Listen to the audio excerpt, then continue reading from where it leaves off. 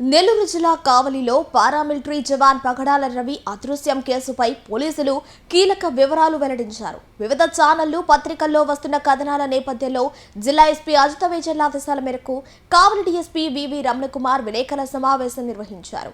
వరకుంటపాడు మండలం తోటల చెరువుపల్లి గ్రామానికి చెందిన పగడాల రవి జూలై 17న మణిపూర్లోని టెక్నోపాల్ ప్రాంతం నుంచి స్వగ్రామానికి బయలుదేరారు. అయితే మార్గ మధ్యలో అదృశ్యం కావడంతో రవి భార్య అనుమానంతో జూలై 24న వరకుంటపాడు పోలీస్ స్టేషన్లో ఫిర్యాదు చేశారు. అదృశ్యమైన ప్రాంతం వరకుంటపాడు పోలీస్ స్టేషన్ పరిధిలోకి రావడంతో ఉన్నతాధికారుల సూచనల మేరకు పోలీసులు 0 ఎఫ్ఐఆర్ నమోదు చేసి ఆన్లైన్ ద్వారా సంబంధిత టెక్నోపాల్ పోలీస్ స్టేషన్కు సమాచారం పంపించారు.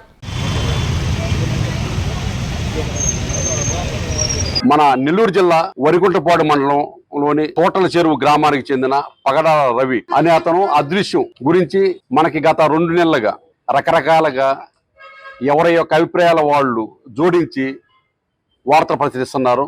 చెరువుపల్లి గ్రామానికి చెందిన పగడాల రవి సన్నాఫ్ మాలకొండయ్య, ఇతని వయసు 38 years.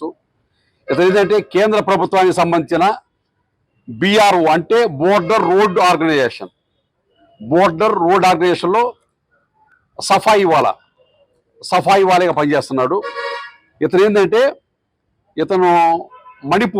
మణిపూర్ ఏరియాలో మన బోర్డర్ అంటే మనకి బర్మాకి ఇండియాకి బోర్డర్లో ఆ ఏరియాలో బోర్డర్ రోడ్ ఆర్గనైజేషన్లో పనిచేస్తుంటే అతనే ఈ మధ్య కాలంలో సాధారణ బదిలీలో భాగంగా అతను జమ్మూ కాశ్మీర్ మార్చారు. జమ్మూ కాశ్మీర్ మార్చిన తర్వాత ఏంటంటే అతను అక్కడి నుంచి రిలీవ్ అయ్యి దారులు ఏంటంటే ఇక్కడికి ఇంటికి వచ్చేసి భార్య పిల్లలు చూసుకొని మళ్ళీ వెళ్ళి జమ్మూ కాశ్మీర్లో డ్యూటీకి చేరాలనే ఉద్దేశంతో అక్కడి నుంచి బయలుదేరాడు.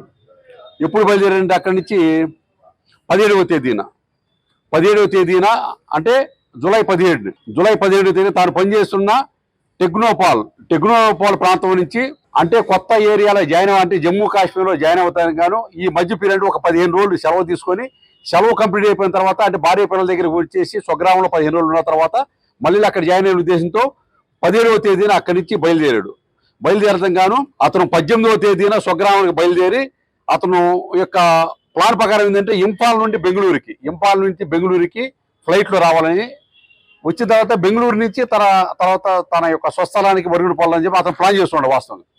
కానీ విమాన టికెట్లు అతనికి కన్ఫామ్ కాలేదు. కన్ఫామ్ కానందున ఏం చేయాలంటే అతను అక్కడి నుంచి బయలుదేరి ఇంపాల్ నుంచి వెస్ట్ బెంగాల్ రాష్ట్రంలోని బాగ్డోడా విమానాశ్రయానికి దగ్గరలో అక్కడి నుంచి లోకల్గా విమానాశ్రయం అక్కడ ఏంటంటే బాగ్డోడా అని చెప్పి మనకి వెస్ట్ బెంగాల్కి అస్సాంకి బోర్డర్లో ఉండేది. సిలిగురి కుచ్బిహార్ ప్రాంతంలో ఉండేది. అది అక్కడికి అతను చేరుకున్నాడు. ఆ చేరుకొని ఏం చేశాడంటే అక్కడ నైట్ అంటే 18వ తారీఖు నాడు రాత్రి అతను అక్కడే ఉన్నాడు. మగుండేసి తర్వాత 19వ తారీఖు నాడు ఉదయం 9:30 గంటల ప్రాంతంలో క్యాబ్ బుక్ చేసుకొని న్యూ జల్పాయిగురి రైల్వే స్టేషన్ అంటే న్యూ జల్పాయిగురి రైల్వే స్టేషన్ ఏంటంటే మన వెస్ట్ బెంగాల్ రాష్ట్రంలో అస్సాంకి దగ్గరలో ఉందన్నమాట. సిలిగురి, న్యూ జల్పాయిగురి ఇవన్నీ కూడా దగ్గర బోర్డర్లో ఉంటాయి అన్నమాట. అంటే ఒకవైపు వెస్ట్ బెంగాల్, ఒకవైపు బంగ్లాదేశ్, ఒకవైపు అస్సాం అనమాట. అలాంటి ప్రాంతం అనమాట. అక్కడ చేరుకొని అక్కడ అతను బెంగళూరు వచ్చే ట్రైన్ ఎక్కాడు. అంటే డైరెక్ట్గా వచ్చి బెజవాడలో దిగాలి అతను. అక్కడి నుంచి అక్కడ ఎక్కేసి డైరెక్ట్ ట్రైన్ బెంగళూరు ట్రైన్ మధ్యలో బెజవాడ దిగి అతను ఇంటికి వెళ్ళాలి. దానికి కానీ అతను ఆ రోజు ట్రైన్ ఎక్కాడు. ఆ ట్రైన్ నెంబర్ కూడా 12-510 ట్రైన్ నెంబర్ ఎక్కేసి ఇది SMVT ఎక్స్ప్రెస్ బెంగళూరు వచ్చింది. అది ఆ రోజు అతను ఎక్కిన తర్వాత తన భార్యకి ఫోన్ చేసాడు. ఆ టైంలో అతని భార్య పోయిందంటే సుమారు 6:30 సాయంత్రం 6:30 ప్రాంతంలో భార్య ఫోన్ చేస్తే ఇప్పుడే నేను ట్రైన్ ఎక్కాను, ఆల్రెడీ మళ్ళీ మాట్లాడతాను, ఆల్రెడీ టీసీ గారు వస్తున్నాడు, టీసీ గారితో మాట్లాడిన తర్వాత మళ్ళీ నీకు ఫోన్ చేస్తానని చెప్పేసి ఫోన్ పెట్టేశాడు. లాస్ట్ కాల్ అతను భార్యతో మాట్లాడు. తర్వాత ఏంటంటే అతను టీసీ న్యూజిలపై చెప్పి EFT టికెట్ తీసుకుని ప్రయాణించాడు. EFT టికెట్ తీసుకుని ప్రయాణించిన తర్వాత 18:30 గంటలకు వెస్ట్ బడ్డూరు జంక్షన్లో నార్త్ జనాపూర్ ఉండగా తన భార్య ఫోన్ చేసింది, మాట్లాడాడు. తర్వాత ఏంటంటే టీసీ వస్తానని చెప్పి పెట్టేసిన తర్వాత ఆమెతో మాట్లాడలేదు. ఇంకా తర్వాత కొంత సమయానికి భార్య ఫోన్ చేసింది. భార్య ఫోన్ చేసినా సరే అతను ఫోన్ లిఫ్ట్ చేయలేదు. తర్వాత అతను ఆ రోజల్లా ప్రయాణంలో ఉన్నాడు. అంటే 22ని మళ్ళీ భార్య ఫోన్ చేస్తే అతను ఫోన్ స్విచ్ ఆఫ్ వచ్చింది. అప్పటికి నెక్స్ట్ రోజుకి అతను ఒడిశా రాష్ట్రంలోని భద్రక వరకు అతను సెల్ ఫోన్ పనిచేసినట్టు. తర్వాత సెల్ ఫోన్కి పనిచేయలేదు. తర్వాత అతను వాస్తవం అయితే 2 రోజుల జర్నీలు ఇక్కడ చేరుకోలేదు. తర్వాత ఏంటంటే వాళ్ళకి ఏంటంటే ఇతని గురించి ఎలాంటి ఆచూకీ అంటే 19వ తారీఖు నాడు రైలు ఎక్కిన అతను దాపు 2 రోజులు ప్రయాణం తర్వాత ఇక్కడ రావాలి. అతను సమాచారం ఆచూకీ లేదు. తర్వాత వాళ్ళు ఏంటంటే కంగారు పడి వాళ్ళు కానీ ఎంక్వైరీ చేసుకొని వాళ్ళకి ఎలాంటి సమాచారం రాపోయేదానికి మనకి వరికుంట పోలీస్ స్టేషన్కి వెళ్ళారు. 24th నాడు అంటే 19వ తారీఖు నాడు బయలుదేరాడు. అంటే 2 days జర్నీలు అంటే దాపు 21st 22nd కల్లా వచ్చేయాలి. అతను రాలేదు. రాపోయేదానికి వాళ్ళు అన్ని రకాల ఎంక్వైరీ చేసుకున్నారు. వాళ్ళకి ఎలాంటి సమాచారం దొరకలేదు. పోలీసులకు వచ్చి సంప్రదించారు.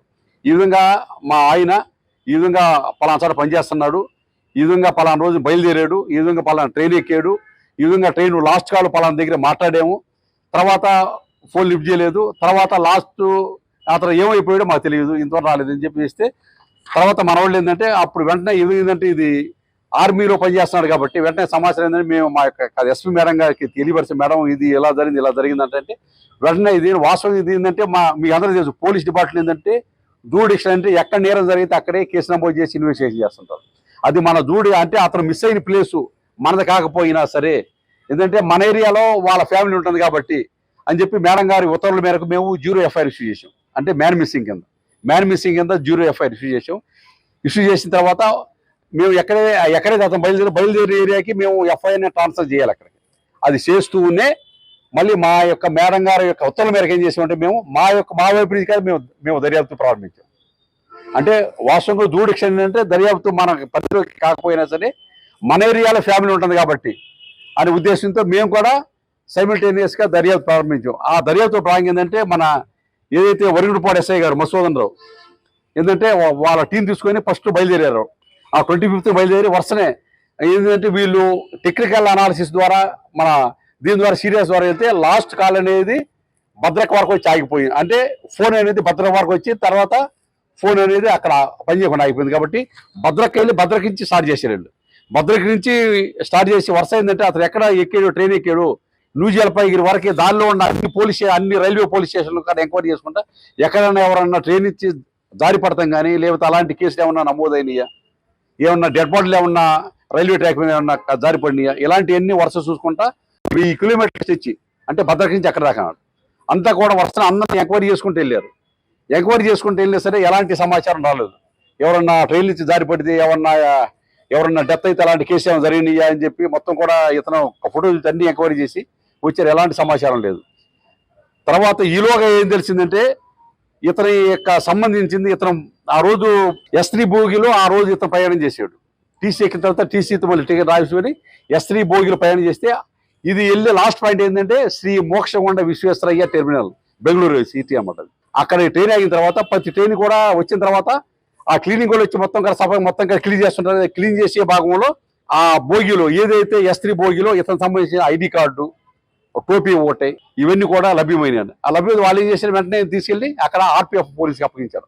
ఈ విధంగా మేము క్లీన్ చేస్తుంటే ఈ విధంగా ఇన్ని కాడ దొరికినాయి అని చెప్పి సామాన్ తీసుకెళ్ళి RPF ఇస్తే తర్వాత వీళ్ళ బంధువు కాడ వెళ్ళారు. అక్కడికి వెళ్ళి ఎంక్వైరీ చేస్తే ఈ విధంగా RPF వాళ్ళు ఏంటంటే వీళ్ళకి అప్పగించారు. ఈ విధంగా పలానా బోగిలో దొరికినాయి అని చెప్పి అప్పగించారు. అంటే అప్పుడు మనిషి ఎక్కడ మిస్ అయిపోయాడు. అతనికి సంబంధించిన సామాన్ ఐడి మాత్రం వచ్చింది. మళ్ళీ తర్వాత ఇల్లు పాపని మళ్ళీ పోలీస్ స్టేషన్ సంప్రదిస్తాం. కానీ అదేవిధంగా మన వివిధ రకాల సోర్సెస్ ఏంటంటే నాకు కానీ తర్వాత మన ఎస్పీ మేడం గారు కానీ ఈ విధంగా ఇదే విధంగా మా ఆయన కరెంట్ మీరు అని చెప్పి మళ్ళీ మేడం గారు ఏంటంటే మరోసారి ఇంకో టీంని మళ్ళీ అంటే ఒక టెక్నికల్ టీము అక్కడ ఈ జిల్లా SP ఆఫీస్లో పనిచేస్తూనే ఒక టీం ఇక్కడ బయలుదేరి ఇంకా ఎంక్వైరీ ఇన్ఫర్మేషన్ ఇచ్చి మొత్తం 2-3 టీంలు ఏర్పడేసి మళ్ళీ ఈసారి ఏంటంటే ఆ SI గారి తోడు మన సుమన్ SI అంటే కావాలి 1 SI ఇంకా మేడం గారు ఏంటంటే 2 SIని పంపమంటారు.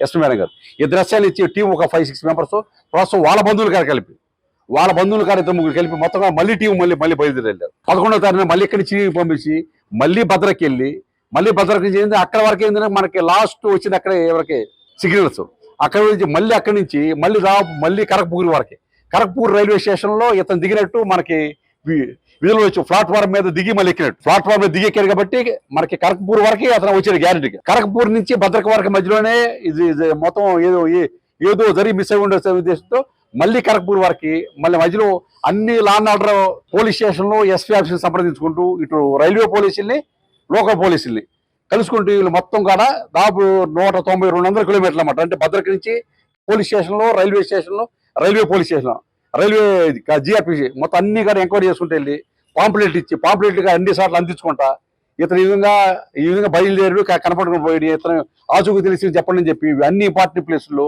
వాళ్ళ పోస్టులు గారు అంటించుకుంటా మళ్ళీ భద్రాద్రి కరెక్ట్ 190 కిలోమీటర్ స్టేచ్లు వేసి మొత్తం ఎంక్వైరీ వచ్చారు. కానీ ఎలాంటి సమాచారం కూడా రాలేదు. మనం సాధారణంగా అనుకునేది ఏంటంటే అతన్ని ఎవరైనా లాక్కెళ్ళారా, ఏమన్నా కిడ్నాప్ చేశారా, ఏమన్నా అసాల్ట్ చేసి కొట్టారా, ఏం జరిగాయి, లేకపోతే ఏ విధంగా అతను మిస్ అయిపోతారని చెప్పి మనం సాధారణంగా అనుకుంటాం. కానీ మనం ఒకసారి ఆలోచిస్తే ఎవరైనా సరే ఒకసారి రైలు బోగి ఎక్కిన తర్వాత కానీ లేదా రైల్వే ప్లాట్ఫామ్ మీద కానీ ఏదైనా ఎవరు ఇచ్చి కొడతాం కానీ లేకపోతే లాక్కెళ్ళే సందర్భం ఉంటే పెద్ద రచ్చ అయ్యిద్ది, అందరూ చూస్తారు. ఈ నేటి సెల్ ఫోన్ యుగంలో ఏ మాత్రం ఏ గొడవనే వెంటనే సెల్ ఫోన్లో షూట్ చేసి యూట్యూబ్లో వాట్సాప్లో పెట్టేస్తారు. మనకు దాన్ని ఆ యాంగిల్ కూడా మనం ఎంక్వైరీ చేసాం. అలాంటి సంఘటనలు ఎక్కడ జరగలేదు. కాబట్టి రైల్వే ప్లాట్ఫామ్ మీద అతను కరకపూళ్ళు దిగి మళ్ళీ ఎక్కాడు. తర్వాత ట్రైన్లో ఎక్కిన తర్వాత భోగిలోకి ఎక్కిన తర్వాత అతను ఎవరైనా బలవంతాన లాక్కెళ్ళే పరిస్థితి ఉండా భోగిలో ఉన్న మిగిలిన మొత్తం ప్యాసింజర్స్ అందరూ గమనిస్తారో వెంటనే అది రచ్చ అయిపోయింది. వెంటనే అక్కడ జిఆర్పి పోలీసులకో లేకపోతే ఎవరో పోలీసులు లేకపోతే 100 రైలు 100 చేస్తారో మొత్తం పబ్లిష్ అయిపోయింది. కానీ అలాంటి ఏమైనా జరిగి ఉండేది ఆ విధంగా పబ్లిష్ అయి ఉండేది. అలాంటిది జరుగుతాను అక్కడ మరి ఎలాంటి అవకాశం లేదు. అతను ఏ విధంగా మిస్ అయ్యాడు అనేది ఒక మిస్టర్ లాగా ఉండిపోయింది. తనకు తాను ఏమన్నా బయటికి వెళ్ళాడా, తనకు తాను వెళ్ళకుండా ఎవరైనా బలంతం లాకెళ్తే కంపల్సరీగా రబ్స్ అయింది, పబ్లిక్ అయిపోయింది.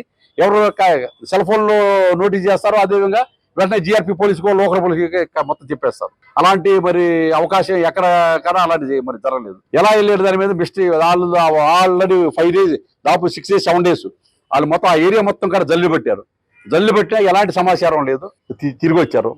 ఇంకేదైనా సమాచారం ఉంటే మా వైపు నుంచి టీవీ వెళ్తానికి అంటే అది మన ఏరియాలో అఫెన్స్ జరగకపోయినా మన ఏరియాలో మిస్ కాకపోయినా ఏంటంటే వాళ్ళ కుటుంబం ఏంటంటే మన జిల్లాలో ఉంటుందా మన మండలంలో మన గ్రామం ఉంటుంది. కాబట్టి మన పోలీసులు ఏంటంటే మన ప్రత్యేకించి మా ఎస్పీ మేడం గారు మనదే బాధ్యత అనే ఉద్దేశంతో ఏంటంటే మమ్మల్ని ఆల్రెడీ 2 సార్లు పంపించారు.